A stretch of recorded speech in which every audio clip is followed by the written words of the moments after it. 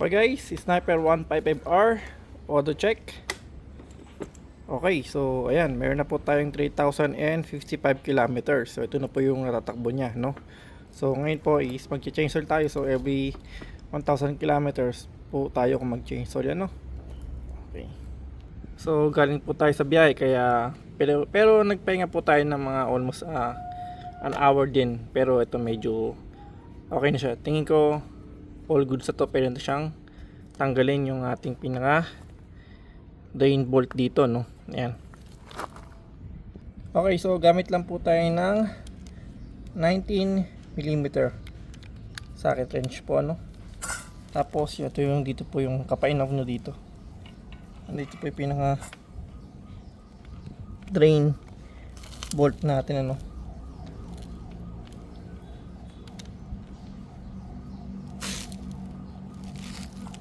Yan, pumasok na po.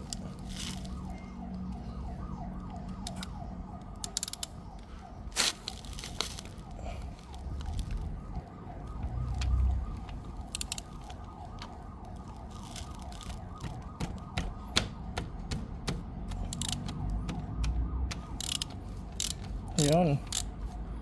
Yan, medyo naluwagan na po natin siya, no? So, papunta po sa yan, papunta sa right. Para po, no? Papasok. Para ma-drain po natin siya or matanggal yung pinaka.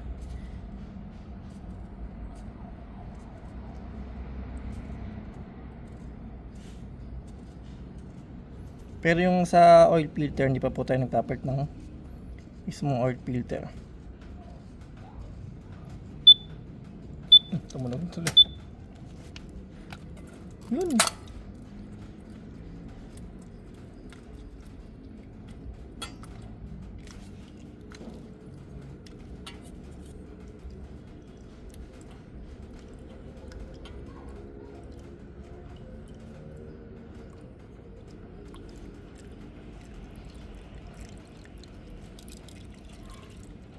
Yan po. So galing po tayo ng biyahe pero pinagpahinga po muna natin ng konti yung ating motor bago natin siyang i-drain, ano. Yan, halos ano siya, oh. Para siyang leak, no? Tubig na kumakatas, ano.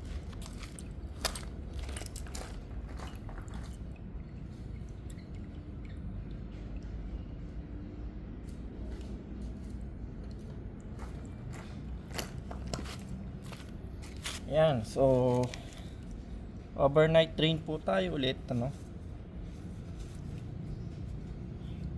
bago natin siya lagyan ulit ng bagong langis. Siguro by tomorrow na po.